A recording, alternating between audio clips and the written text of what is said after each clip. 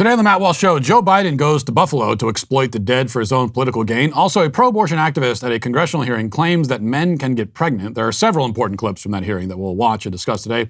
The media is now panicking over a new virus, MonkeyPox. Should we join them in their hysteria? No, we should not. We'll talk about it. And MSNBC warns that homeschooling is a secret plot to destroy the public education system. They're wrong about that. It's not a secret. In our Daily Cancellation, a theologian says that it's better for black babies to be aborted than adopted by white families. This is what passes for theology these days. We'll talk about all that and more today on the Matt Walsh Show.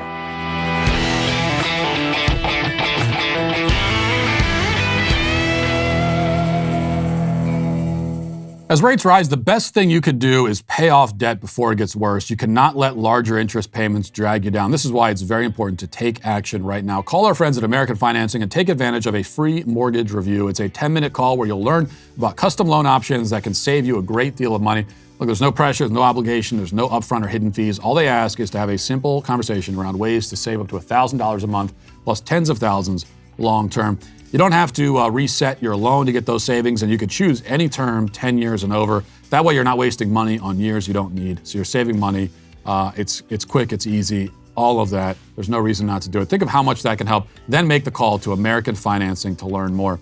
Now, if you start soon, you could close in as fast as 10 days, and so you're saving money fast. And this is something we all need right now. So what you got to do is call 866-569-4711.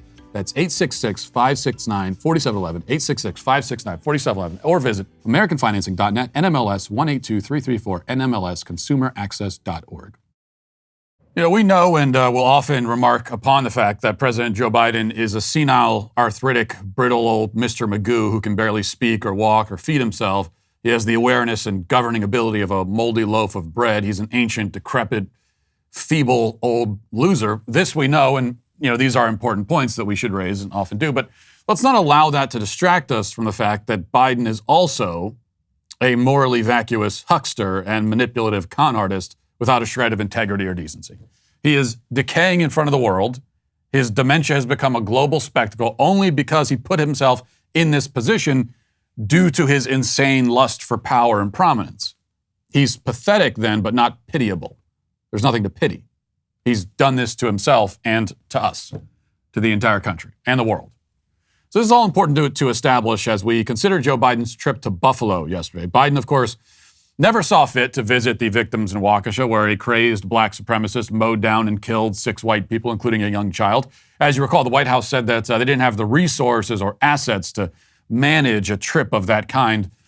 Though yesterday, the new press secretary, Karen Jean-Pierre, justified this by reminding us that Biden has been to many communities. He has lots of experience visiting communities. It's just that one community up in Waukesha that he decided not to visit, because of the assets and resources. Somehow, though, the regime was able to scrounge together all of the assets and resources needed to not only visit Buffalo, but also deliver a televised primetime speech. So within a month, they didn't have the assets and resources to even stop by Waukesha and maybe have some words of condolence for the families of the victims, maybe the parents of the child who was mowed down. Didn't have the assets and resources for that. But within 3 days, they had all the assets and resources to go, have a big spectacle, visit the victims, but then also give a speech. Climbing atop the dead bodies, using them as his political platform in one of the most cynical and exploitative displays we've yet seen from this White House, and that's saying a lot. Biden railed against white supremacy, calling it a poison. He bravely denounced it and then warned that it has been allowed to grow and fester right before our eyes.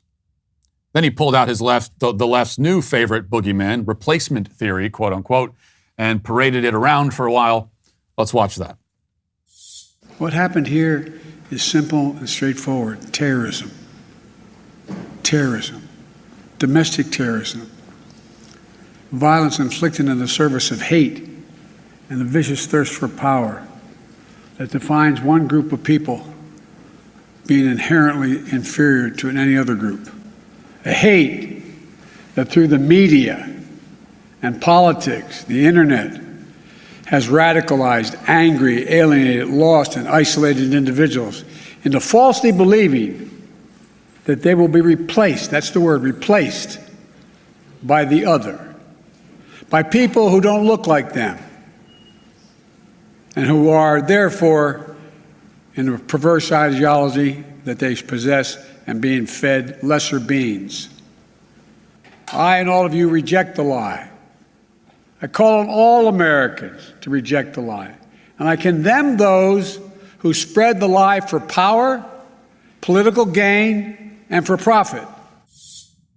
Well, he certainly knows a thing or two about spreading lies for power and political gain. So we should, as they say, trust the experts, although can't really trust them here. Now, is it true that the shooter in Buffalo was a white supremacist, as Biden claims? Yes, that's clear enough from his words and actions. Is it true that Biden or anybody else in the Democrat Party actually care about racism, extremism, or terrorism? No, that is clear enough from their words and actions, or lack thereof, as the case may be. The Democrats are, of course, very selective in the forms of violence, terrorism, and racism they denounce. Nothing to be gained politically from denouncing or even so much as acknowledging black supremacy, anti-white racism, and left-wing terrorism, all of which are significantly more common and mainstream than white supremacy and anti-black racism. Significantly more. Even when it comes to white supremacy, Biden's interest is not in simply denouncing it. His greater point is to denounce his political adversaries by connecting them to it and to this shooting. Never mind the fact that the shooter is an incoherent lunatic who apparently wore a hazmat suit to school for a week. He had threatened to shoot up his school a year before. A few weeks before the grocery store attack, he beat a cat to death, beheaded it, and then buried it in his backyard. And he bragged about this online, which is how we know that this happened. And he said that he felt blank after slaughtering the animal. Now, the shooter may have been racist. He was. But that's not the principal factor that drove him to become a mass murderer. He was and is a psychotic, violent, empty, nihilistic lunatic who, like every other kid in America, was locked in his home for months on end and encouraged to live his entire life online, even more than he already had been, presumably, up to that juncture. And that's relevant here, even though nobody is talking about it, because it was at that point that the shooter, as he says in his rambling manifesto, quote unquote, which, by the way, I don't like that word for these psychos who go on shooting sprees. Calling it a manifesto to me seems to like legitimize it. But that's actually what the left wants to do. It's what the media want to do. But as we're informed, he first, out of sheer boredom, being locked inside, started going down the various internet rabbit holes on 4chan and other sites. He developed through this process a totally unintelligible worldview that no honest person could describe as right-wing or left-wing or any other wing. He's a demented, vacant human being, killing primarily for whatever sick thrill he derives from it. That's why he beheaded a cat only a few weeks before. And you took this kid, then you put him in his house, isolate, spending all the time online. But that's a connection. That's an issue that we're not going to talk about that at all. Now, Democrats want to turn this raving lunatic into some sort of politically engaged conservative who watched Fox News, even though he specifically said that he hates Fox News. But that's what makes him useful to them, and so that's what they're doing. This is obviously an attempt to silence their high-profile opposition, but it's also, like Tucker Carlson, but it's also a message to everybody else. They're railing against replacement theory because replacement theory is yet another thing that can be turned into a phantom for them. It's another umbrella which they can spread out over top the heads of millions of Americans. And that's what they want to do, and that's what they are doing with it. Just like white supremacy. It's like, unfortunately, it's not even coherent anymore to talk about white supremacy, because although there are actual white supremacists that exist, like the one up in Buffalo, sadly the left has taken that term and they've applied it to just millions of people all at once. I mean, they've made everything into white supremacy. So then when an actual white supremacist comes along, and thank God there aren't very many of them, but when an actual one comes along and they say the word white supremacist, it doesn't mean anything anymore. And this is what they do with these labels. Doing the same thing now with the replacement theory. Now, any criticism of the left's racial agenda, and especially any critique of anti-white racism, becomes replacement theory.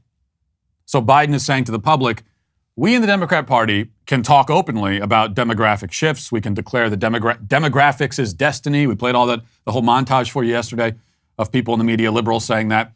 We can literally cheer out loud at news that the white population is declining. We can work to explicitly marginalize and exclude certain races from institutions, namely white people, also Asians in certain institutions. And we can do all of this, but you cannot notice it or point it out. Because if you do, they're saying to us, then you're lumped in with a mass-killing psycho who wore hazmat suits and butchered cats for fun before shooting up a grocery store. Threats and emotional blackmail. It's all these people have. They can't directly silence you to the extent that they want, but they can manipulate, coerce, and shame you. Whatever it takes to stop you from stating the obvious. You know, yesterday it was announced that the so-called disinformation board is being put on pause, quote unquote, and the newly appointed Minister of Truth, Scary Poppins, will be stepping down. The White House hilariously blamed disinformation for shutting down the disinformation board, which, as I said on Tucker's show last night, it's like a fire department closing down shop because there was a fire. You know, it's like the new fire department opens up in your town, and then you have a fire in your house, and you call them, and they say, "Oh, I don't want to deal with the fire," and then they shut down, they close the entire thing. If the disinformation board is supposed to fight disinformation, then why didn't they fight it? I mean, the first thing it ought to be able to do is fight the disinformation about the disinformation board. But of course, as we know, what we were saying about the disinformation board was not disinformation. When they say disinformation, what they really mean is inconvenient information. Just as Michael Scott defined hate speech as speech I hate, which is also how liberals define it, incidentally, false information is now defined by the left as information I wish was false or feel is false. Or here's information that it would be better for us if it was false, and therefore it is. And yet the lesson here is that all we had to do when it came to the disinformation board to take down Biden's Ministry of Truth, all we had to do is notice it and point at it and say, look at what they're doing over there. It took just a little bit of sunlight and the thing shriveled and died away. That's how you know, by the way, when someone is doing something and then you notice them doing it and they stop, that tells you something about what they were doing. I know this as a parent. Like I walk into a room and the kids look like they're up to something, up to no good. But as soon as I walk in, they just stop whatever they were doing. What were you guys doing in here? Nothing. Well, you know 100% certain it's nothing good, whatever it was.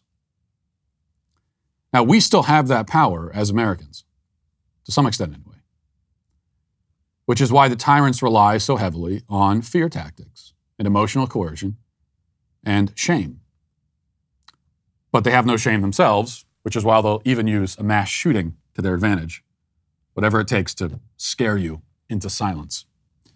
Now let's get to our 5 headlines.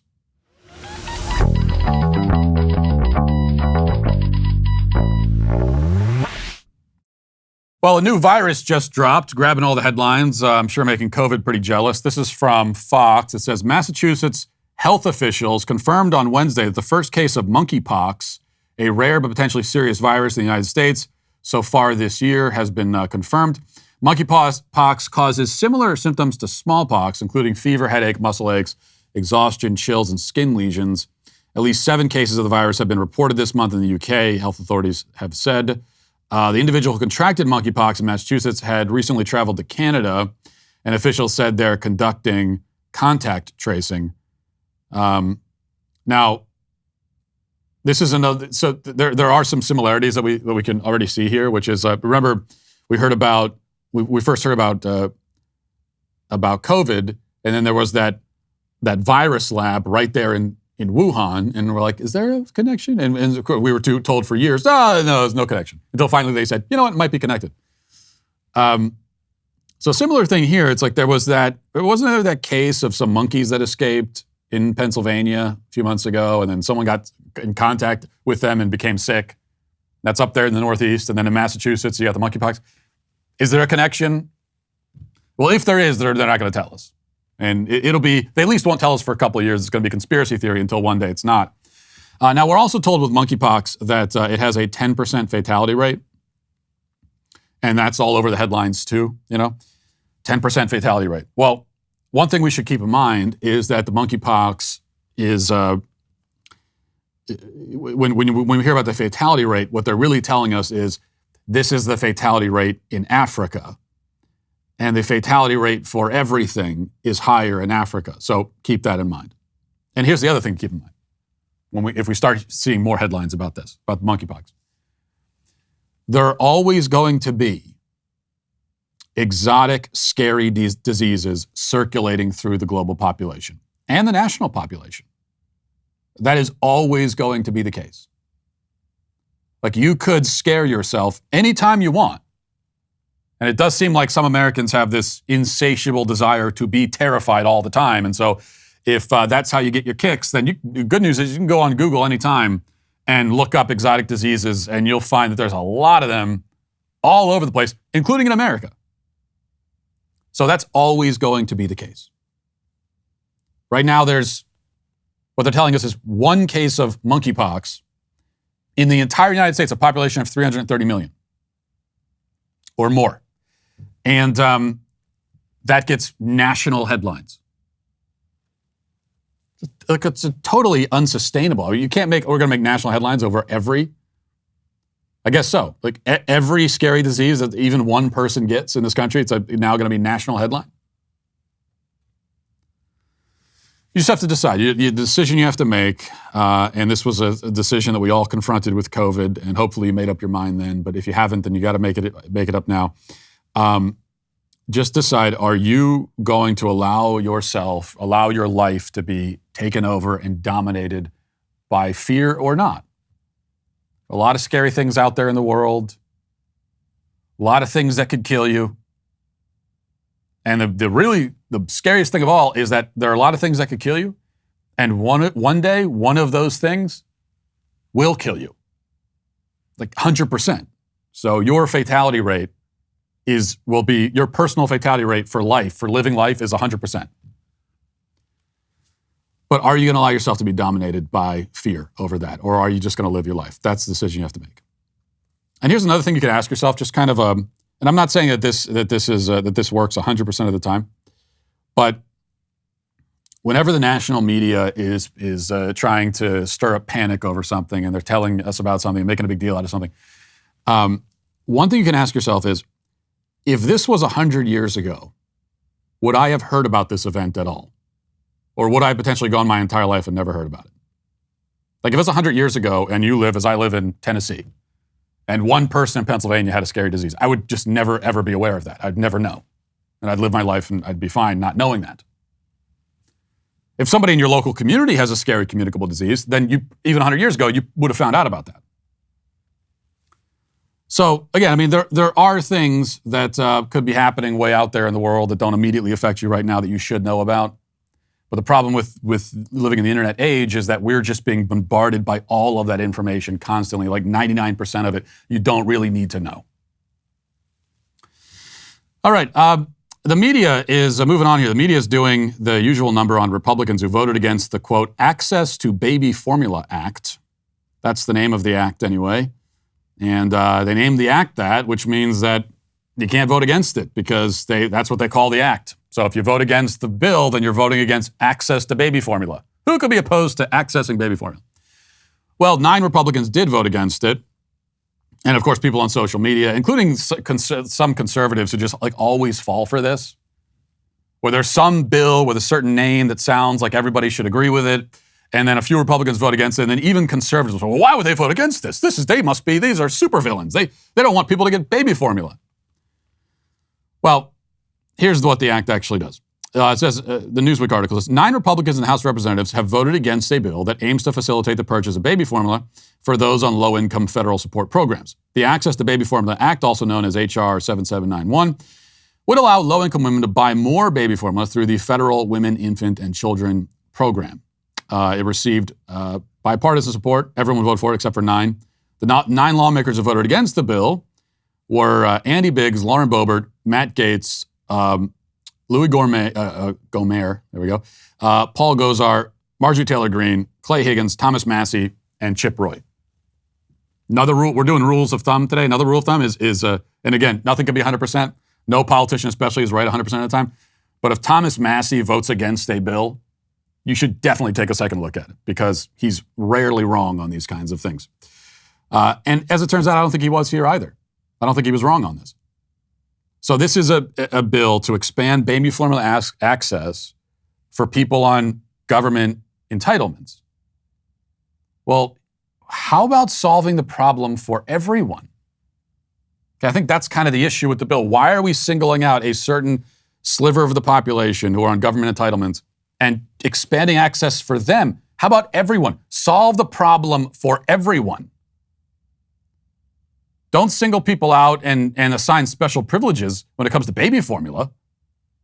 No, the issue is that there's not enough baby formula for everybody. And there are actually babies in the hospital right now because of malnutrition. I mean, we have in the United States of America, in the year 2022, I'm not usually one to pull out it's the year 2022 thing, but this is one time where I think it applies. In the year 2022, in modern Western society, we should not have babies going to the hospital because they don't have enough food available. And we do in Biden's America. And this is a problem that affects everybody. It should be solved for everybody, okay? And it can be solved because this is a problem largely created by the FDA. As we've talked about on this show, there are many different brands of baby formula available all over the UK that are perfectly safe, even arguably healthier and better for babies than a lot of baby formula used here. And the FDA has stopped that baby formula from being imported to the United States. So look at them. How about get them out of the way and solve the problem for everybody? Well, there was a congressional committee hearing on abortion yesterday. I'm going to play a few of these clips, and we'll start with this. This is a pro-abortion activist named Amy Arambidi, we'll call her, being questioned on the exact difference between a born child and an unborn child. And kind of going through the process here, starting with an adult, then going all the way down to the moment of birth, and then you stop the tape right there at the moment of birth. There's a baby, there's a human being. Now rewind the clock another 5 seconds. What changes? Isn't that still whatever that being was at the moment of birth? Was it not that 5 seconds earlier? That's the line of questioning here, and let's see how it goes. So abortion should be allowed then, by your definition, for any reason, for any purpose, at any stage, right? I trust people to make decisions about their body, and then when relevant, I think that they need to consult their medical practitioners. Okay. And not if Congress. it is, listen, let me just ask you this question. If it is not lawful and morally acceptable to take the life of a 10-year-old child, I assume you agree with that, right? That would be wrong, correct? I believe that. Okay. That is and wrong. A 2-year-old child, same thing. That would be murder. We would all agree that's wrong. Then what is the principal distinction between the human being that is 2 years old or 9 months old or 1 week old or an hour old than one that is 8 inches further up the birth canal in the utero? What's the difference? Why is it okay in the latter case and not the former cases? I trust people to determine what to do with their own bodies. Wow. Full stop. Oh, well, that's it. So she said full stop at the end. So that she wins. So all you get, you could say something completely stupid and that doesn't make it, but as long as you say full stop at the end, full stop. See, I just did it. So it doesn't matter. Like whatever you said, just say full stop and you win the argument. Little known fact. But she can't answer the question, as always with the pro-abortion people. They can't answer the most basic questions about their position, and it's a very good question. As was posed there, what is the principal distinction between the child immediately after birth and immediately before? Did you notice how she was even hesitant to affirm that it would be wrong to kill a 10-year-old child? There was like a very noticeable, very loud moment of a pause, a moment of silence there, hesitation. When she was asked, well, clearly killing a 10-year-old child, we all agree. There was this pause. I believe that. Yeah, I believe that's wrong. Oh, good. Well, okay. Glad we're on the same page with that at least. Though probably not for very long, because there is no principal distinction. That is actually the answer. And so whatever argument you make for killing the baby 5 seconds before the baby is born, that argument would apply to a child at any stage along, especially in the earliest months right after birth, because the child, you could try to hinge your whole argument on the fact that the child in the womb is entirely dependent on their mother for survival, which is true, but that doesn't change the fact that it's still a human being. And if your moral worth and your legal rights depend on you not being dependent upon others for survival, well then I got bad news for people on welfare, right? I've got bad news for lots of people in this country who are dependent on others for survival, but especially newborn babies, who in many ways are, more, not many ways, in fact, in almost every way, are more demanding of their mother's time and attention and body and very life than the child was in the womb. Now, this same activist was also asked whether men can become pregnant, and she's not a biologist as far as I know, but she still actually had an answer to this question. Let's listen. What do you say a woman is? I believe that everyone can identify for themselves. Okay. Do you believe then that men can become pregnant and have abortions? Yes. She has no choice but to say that, of course. But she has no definition of woman. Men can become pregnant. These are statements now being made in congressional hearings on the record. Now, here's a moment that I really like. This is kind of reversing the roles here. Now it's a pro-life person testifying and a pro-abortion politician questioning her. And the pro-life person, we'll get her name in a second, I don't remember her name, but she does something here that I'm very glad she does. She makes a point. She kind of has a rebuttal that's very simple, but I'm happy that she did it because it had exactly the effect that it was destined to have. Let's watch this. They called is candidly and openly calling for a nationwide ban on all abortions with no exceptions for rape or incest. And if I've got that wrong, I would invite Ms. Foster to correct me. Do I have it wrong, yes or no? If we added rape and incest exceptions, would you vote for it? Okay, I reclaim my time, of course. There we go. Perfect. That was Catherine Glenn Foster, was the woman being questioned there by Representative Jamie Raskin. And I'm so glad she responded that way, because that's exactly what you should do. When the pro-abortion people go on and on about, there's no exceptions for rape and incest. Yeah, but would it matter to you if there was? Okay, let's say that we made the exception. Would you vote for it? Would it make any difference to you at all? Well, I reclaim my time. No response at all. Because of course the answer is it doesn't make a difference to them. They wouldn't make any exception. They don't believe in exceptions anyway. So it doesn't matter. It's an irrelevant point. So that's why this is so often the case with the left when you're engaging with the left. There are so many moves that they make where if you engage, then you've already lost. So once they start going on about, should there be exceptions for rape and incest? When you engage with that, you lose. Because that's all they want to talk about. And that's why the correct answer is, but what does that have to do with anything? Would it make a difference to you? No, it wouldn't. Okay, well, let's move on then. Why are we even talking about it? They do the same damn thing. They do the same thing, kind of thing on every topic, but they do the same things, of course, on gender with transgenderism. Well, there are people who are intersex, and it could appear to be a man, but really this is a woman because of the sexual, deformities. And okay, well, are you saying that a man who identifies as a woman but is not intersex doesn't count as a woman? Well, no, I'm not saying that. Okay, well then why are you talking about intersex? What does it have to do with anything? Going back to the pregnant man issue, I also wanted to play this for you. This kind of went viral yesterday. A woman who works in a birthing center was on TikTok, and she would like you to know that, in fact, she has dealt with plenty of pregnant men. Thank you very much. Let's listen to her. Haven't been living under a rock, you've probably heard that we're supposed to start using terms like birthing As somebody who works in a birthing center and works alongside midwives, I had my children with midwives. My mother is a midwife. You're absolutely right. You're supposed to take care of pregnant people. But not all people who can give birth are women. You can call yourself whatever you want. If you have a patient who says, I am a woman giving birth, hear me roar, you can tell her that during labor.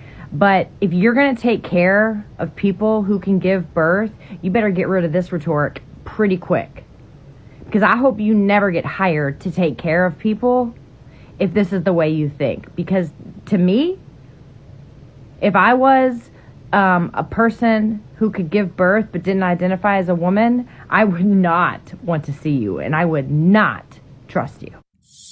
You know, that's not much of a threat. I mean, if I was an OBGYN, or if I worked in a birthing center and there's a man who claimed to be pregnant and didn't want to hire me, didn't want me to be involved, I'm fine with that. I'd be fine with that, because that man, whatever he's pregnant with, it ain't a baby. I know that, okay? That's a guy who went a little too heavy over at Chipotle, or maybe this is some sort of alien parasitic infestation. I don't know what it is. But if he's a man, he's not pregnant. So I don't want to be in the room for that. Whatever's about to come out, and wherever it's coming out, I don't want to be there for it. She also says that patients will say, "I'm a woman giving birth." Really? Is that? Do they say that? Do women walk into birthing centers or into the maternity ward say, I'm a woman about to give birth"? No, I don't think they ever say that, because everyone already understands that you're going to give birth. So we already know you're a woman. You don't need to clarify that. But this is very good. I think we want the left, that moment in the congressional hearing, yes, please go all in on men can give birth. Be as explicit as you could possibly be in it. Just tell us all about it all the time. I think it's very good. Please, go with that, please. Democrats, go with that. Finally, stand up for the pregnant men. This is the only time that people on the left will ever speak up for men. The only time you'll ever hear them say, well, what about men? Is when it comes to pregnancy. The only time they're worried about men being marginalized. They'll never bring it up in any other topic, in any other situation. The only time is when it comes to pregnancy. The only types of men that they'll stick up for are the pregnant ones, which don't exist. So I guess that tells you what you need to know. All right, what else do we got here? How much time do we have? Okay, so this is from MSNBC. This has kind of been circulating for a few days. I just wanted to mention this. Their headline is, "How the Conservative Christian Right is Hijacking Homeschooling." It says, public education has become public enemy number one. The actor Kirk Cameron opines in a promotion for The Homeschool Awakening, his documentary scheduled to hit theaters in June. The documentary, funded by the Trinity Broadcasting Network and Cameron's own Cam Fam Studios, argues that parents should be homeschooling their children in the wake of the pandemic. However, as Cameron's quote indicates, this latest project of conservative evangelical education is another salvo in the ongoing evangelical war against public schools. It continues, it should come as no surprise that evangelicals, fundamentalists, and other religious conservatives have fought against public education since the U.S. Supreme Court's 1904 decision in Brown versus Board of Education. The prospect of integrated schools led to the creation of many segregation academies, private schools designed to keep African-American children, undesirable immigrant groups away from white children. But there was another, more insidious way to circumvent integration: homeschooling. And there we get to it. So homeschooling was invented for racist reasons. And then we hear more about how homeschooling is a conservative, Christian, racist conspiracy to destroy the public school system. And finally, it ends with this. Homeschooling may have greater appeal now because of these debates and the desire for parents to play a big part in their children's educational life. It may also arise out of pandemic concerns. But parents unfamiliar with the existing networks of homeschooling run the danger of being drawn into Christian conservative networks and theocratic teaching. Cameron's says that people choosing homeschooling are having an awakening. But the public needs to awaken to the reality that public schools may disappear if people with his extreme beliefs have their way. I always love this as a homeschooler myself, and having been spent plenty of time around homeschoolers, and I've been to a lot of homeschooling conventions and so forth. I've spoken at homeschooling conventions. Anytime, like this attempt to paint homeschoolers as dangerous, extreme, you have to be careful. You're going to get drawn into this dangerous world of homeschooling, like it's like Fight Club or something. And then you go and you meet homeschoolers, and they're just the nicest, most polite people you'll ever meet. That's it. That's the only, I'll tell you, for me, as a cynical bastard, the only slightly weird thing about being around a lot of homeschoolers is just that they're so nice. And I'm not used to that, being around a lot of nice people. And so that's the only thing that takes some adjustment. But outside of that, just normal, nice people. And yet, some of what's being claimed here is true, in a way. Not any of the dumb stuff about racism. None of that's true. But homeschooling is a threat to the public school system? Yeah, it certainly is. Okay, because the public school system largely still exists because people feel they have no other option. Public school system doesn't exist now because it's doing such a great job and people are excited about it and they're excited to send their kids. Like, some parents are excited to send their kids to public school. Most are not. And the only reason it exists and it continues to thrive in the way that it is because people feel they have no other option. I mean, the public schools are doing a terrible job, generally speaking, of educating kids. Kids coming out of school today are, you've got kids coming out of schools, they can barely read. They know nothing about history. They know nothing about grammar. They know, they know a lot about all the different new pronouns, but they don't know much else besides that. And this continues because people feel they have no other option. And so homeschool is a threat to the public school system because it tells parents, you do have another option. And not only that, but the other option doesn't have to be private school. Okay, it doesn't mean you got to spend $40,000 a year or something sending your kid to a super expensive private school. No, you have another option that's actually free. And that is a threat to the public school monopoly. So yeah, you're damn right about that. Okay, one other thing. This report here says 3 paintings by titans of modern art have sold for a total of almost $166 million at auction, confirming the buoyancy of the global market. In a sale of modern art in New York on Tuesday, a total of more than $408 million was paid for works by artists including Picasso, Monet, and then some other artists I can't pronounce. 10 works sold for more than $10 million each in an auction broadcast live on Instagram. And says attracting nearly 20,000 viewers. Pablo Picasso's Femme Nue Couchée, a sensuous depiction of the artist's muse and lover, Marie-Thérèse Walter, went for $67 million, one of the highest prices ever achieved for a portrait of Walter, whose relationship with Picasso began when she was 17. Okay, so wait a second. So that's it. That's the painting right there. That's the portrait of his, what? So he was having sex with an octopus? That's the portrait of his lover. So his lover was a SpongeBob character. I've seen more beautiful art, by the way, in a SpongeBob, like in a SpongeBob meme on Twitter, than that right there. And somebody spent $67 million to immortalize Pablo Picasso's octopus girlfriend. I'm sorry, I don't care. Look, you could say all you want to, art is subjective. No, yeah, but that's garbage, is what that is.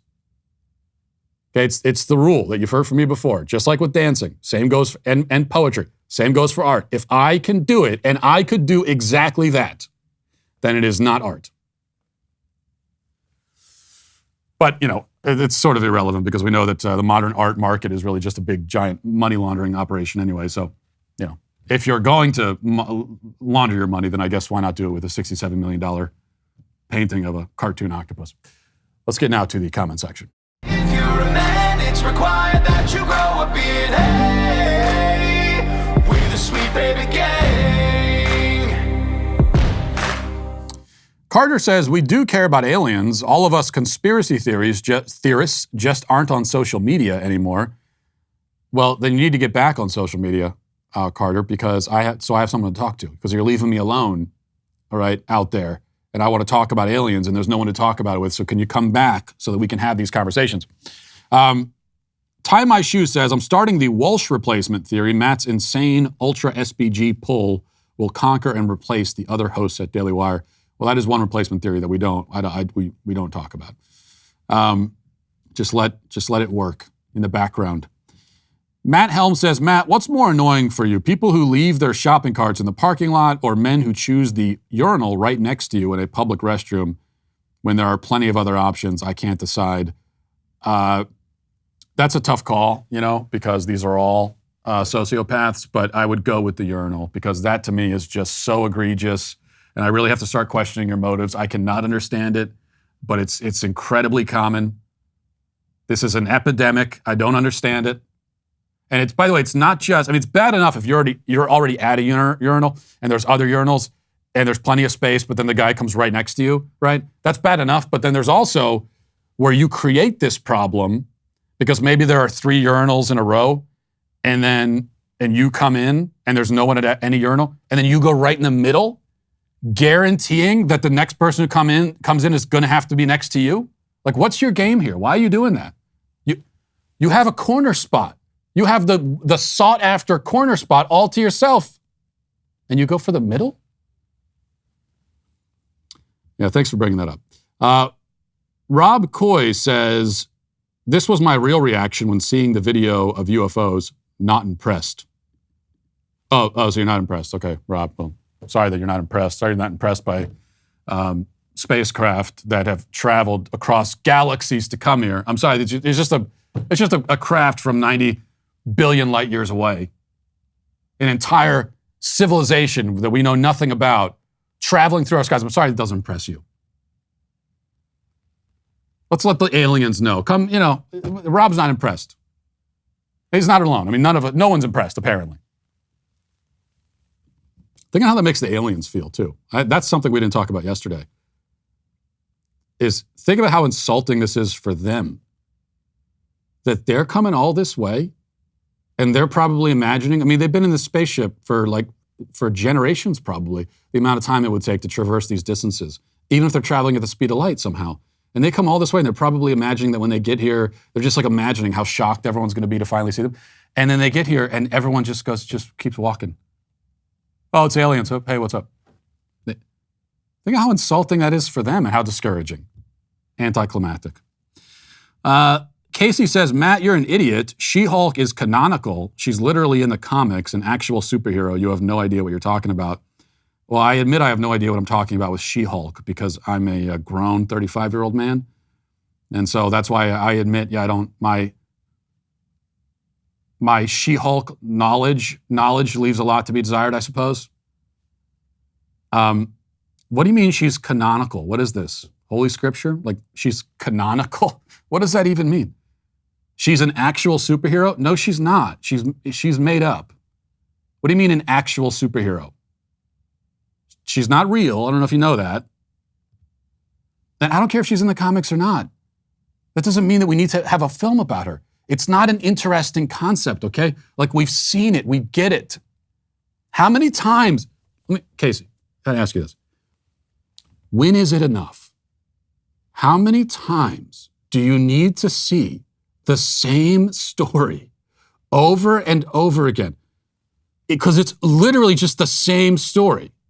Every superhero movie, people debate, what's the best superhero movie? They're all the same. It's just the same story every time. Someone who's stronger than the average person, has superpowers.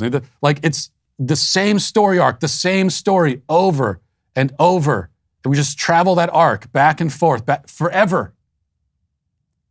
You've seen it 70 times in 70 different films. How many more do you need? Before we can say to Hollywood together as one collective voice, we get it, guys. We've seen it. Good stuff. Let's move on. There are other kinds of stories you could be telling. I think America would be a much smarter place if we spent more time reading, less time watching She-Hulk, And today is the day to start, because at 7 p.m. Eastern is a live signing of Jonathan Isaac's new book, Why I Stand, published by DW Books. Isaac was the lone NBA player not to kneel for the national anthem during a league-wide demonstration in support of Black Lives Matter. His story is courageous. It's also inspiring. The live signing happens on the Premier Collectibles YouTube channel. To get your signed copy and a chance to ask Jonathan a question, go to premiercollectibles.com/Isaac. And after that at 8 p.m. is Ben Shapiro's Third Thursday Book Club. Ben's going to take you through Herman Melville's classic, Moby Dick. You can go over his notes and analysis and take your questions as well. Check it out. I want to tell you about my Third Thursday Book Club. This is not your average book club. These are the greatest books in the history of Western literature. We're going to dive into the greatest works of all time. These are the books that helped form the key pillars of Western civilization and helped define America. And we're going to do it live with thousands of you, our Daily Wire members. I'm going to be your personal guide. I've read every one of these books. I'm going to draw out the important lessons and themes from every book. Plus, I'm going to be answering your questions along the way, so we actually do read the book together. You join the book club, you are going to get smarter. You're going to get more knowledgeable, because this is an investment in your most valuable asset, your mind. The Third Thursday Book Club. It's going to change the way you think. This is not like any other book club you've ever been a part of. To join Third Thursday Book Club, head over to dailywire.com/subscribe, where new members get 20% off with code Shapiro. And be sure to join Ben tonight at 8 p.m. Eastern for his Third Thursday Book Club. Now let's get to our Daily Cancellation. Well, our Daily Cancellation today begins with a woman named Jo Leuhmann, who identifies herself as a pastor and a theologian. That'll prove to be, as we'll see, an absurd self-identification. Even by today's standards, it's still pretty absurd. In her Twitter bio, Jo describes her mission this way. She says, decolonizing faith and spirituality, dismantling oppression and toxic theology. She goes by she, they pronouns, by the way, in case you were interested. And she is also on the board of directors as a parent board trustee of a charter school in San Diego called the Elevate School. And that last detail, her status as a parent board trustee, is especially disturbing, and you'll soon see why, if you don't already see it. In any case, it would appear that yesterday Jo was playing in some kind of game show where contestants are challenged to compose and then post the most inflammatory, stupid, morally vacuous tweet they possibly can. We can assume that she took home the $1 million prize with this effort. She tweeted, "I would rather get an abortion than have a brown child who ends up being adopted by white evangelicals. It's not a kindness to children of the global majority to give them to people who will traumatize them with self and ancestral hatred. An abortion is an act of love." Yes, Jo thinks it's better for a black child to be killed than adopted by white parents. Bad news for Colin Kaepernick and for many millions of other people who, according to Jo, would be better off dead. And notice how quickly the narrative shifted from pro-lifers are hypocrites who oppose abortion but refuse to adopt children to now pro-lifers are colonizers who adopt children. Quick, let's kill all the babies before they get a chance. There's more to say here, but first let's review the entire exchange that followed. I responded to Jo's tweet in my usual subtle, gentle fashion, writing, "So you're a racist along with being a homicidal, soulless, baby-killing ghoul. Got it, thanks."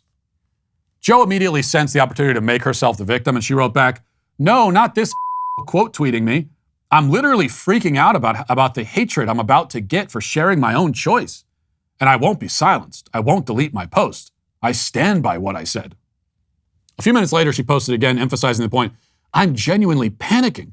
Last time a conservative like Allie Beth Stuckey and Matt Walsh quote tweeted me, I got death threats with my address and the names of my children.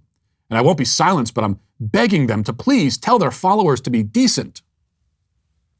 Be decent, she cries. Cries the woman specifically who just said she'd rather suck her child's brains out of his skull than allow him to live with a white family. Be decent, damn you. Can't you see that decency is her highest priority? Well, her first priority is keeping her children away from races she despises, even if that requires her to kill and dismember them. But after that, she really cares about the whole decency thing. Now, Jo's fellow blue check feminists came to her aid, including a woman named Jen Morrison, who's a freelance writer for the New York Times and other outlets as well. She commented, "You might consider locking your account just for a little bit. I watched Walsh encourage his followers to continue attacking a suicidal woman. They aren't relentless. I'm so sorry." Now, it's true that the Sweet Baby Gang is relentless, but Nothing else she said approaches the vicinity of the truth. I, of course, have never told anybody to attack a suicidal woman. In fact, I've never encouraged anyone to attack anyone. So I asked Jen to produce evidence, screenshot, clip, something, to back up her defamatory claim about me. But Jen informed me that she doesn't want to mention the name of my alleged victim or produce evidence that this event occurred because that would be really painful for the woman. So we just have to take her word for it. As somebody in the comments pointed out, this is like the feminist Twitter version of, yeah, I totally have a girlfriend, but she goes to a different school, except with an added dose of defamation towards me in this case. Okay, now, a few points. First, this is the leftist MO, right? Most especially the feminist leftist MO. A tale as old as time. Empowered feminist woman says something utterly vile and insane. People on the internet point out that it's vile and insane. Empowered feminist woman immediately becomes a fainting damsel in distress, crying that she's being attacked and her feelings are hurt. We might dub this the Taylor Lorenz maneuver. And a vital part of this maneuver, of course, is to claim that you're getting death threats, but to never produce a single screenshot of any of those threats. It's very nice of these ladies, too, I guess. I mean, they're getting thousands of death threats, but they respect the privacy of the people threatening them with death, so they don't post the screenshots. Like, ever. They just never do. They never produce any evidence of any of these deaths. They're getting death threats every day. We never see any of them. I mean, you would think if people are sending you death threats, you'd have a lot of incentive to post it and like put their name out there and everything. And I don't know. I guess they're just being very considerate. Second, it's true that my initial response to Joe was quite aggressive, let's just say, and insulting as well. I mean, I did call her a ghoul after all. And in a follow-up tweet, I also called her a goblin. And really, any monstrous creature from fantasy novels could work here. Ghoul, goblin, troll, vampire, werewolf, I mean, whatever you want to do. The comparison works in any of those cases, but should I, especially as a Christian, be speaking to and about people this way? That's the question. And the answer is yes. Absolutely, I should. And so should you. It's essential that we do not allow ourselves to become numb to evil. We have to see it for what it is and respond to it accordingly. This woman said out loud that she would rather kill her children than let a loving white family adopt them. That's not simply an opposing viewpoint. It's not just an opinion. It's not just like some idea. It is pure, unadulterated evil. It's just about the worst thing a human being could possibly say or think. And my fear is that living in this twisted culture where evil straight from the bowels of hell has been normalized and mainstream, we may not have the kind of gut-level emotional reaction to it that we ought to have. And that's why we should respond harshly and severely. Here's another good rule of thumb. Got a lot of them. When you hear someone on the left say something disgusting and psychotic, imagine how people 70 years ago would have responded to that statement and respond like they would have responded. Third and final point. Joe says she wants to decolonize faith. Well, this is ironic because, of course, she's doing exactly the opposite. To colonize something is to establish political control over it. So leftists are engaged in a kind of ideological colonization, attempting to establish ideological control over countries, institutions, cultures, and religions, especially Christianity. You know, they hang the pride flag on embassies in countries that have no interest in LGBT pride. They force gender neutrality into foreign languages that are inherently gendered.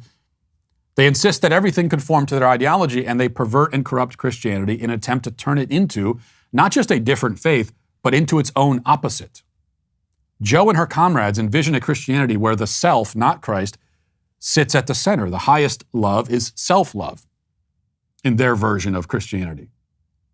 Anything done for the sake of the self is good. Abortion is an act of love, she says. And she means that it's an act of love for the self because it is service to the self.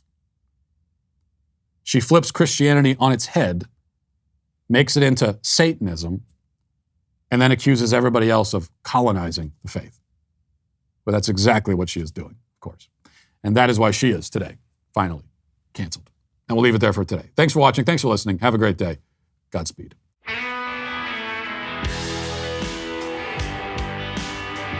The Matt Walsh Show is produced by Sean Hampton, executive producer Jeremy Boring. Our supervising producer is Mathis Glover, production manager Pavel Vodowski. Our associate producer is McKenna Waters. The show is edited by Robbie Dantzler. Our audio is mixed by Mike Coromina, and hair and makeup is done by Cherokee Hart. The Matt Walsh Show is a Daily Wire production, copyright Daily Wire 2022. John Bickley here. Daily Wire editor-in-chief. Wake up every morning with our show, Morning Wire, where we bring you all the news that you need to know in 15 minutes or less. Join me and my co-host Georgia Howe for daily coverage of all the biggest stories on Morning Wire.